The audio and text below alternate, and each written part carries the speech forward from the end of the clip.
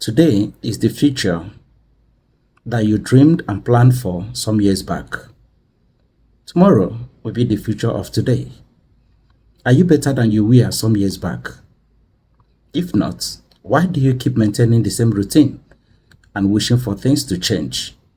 Nothing will change except you make them. Stop wishing and start planning. Stop talking and start acting. Don't look for shortcuts. Don't look for fast money. Build strength. Build courage. Build persistence. Learn to commit to your ideas. Say no to procrastination. Say no to the desires of your lazy self. You can be better and much more better than you are right now. If you do not change, nothing is going to change. So rise up today and begin to build that future that you desire. Step by step, bricks by bricks, you can get there, and only you can make this happen.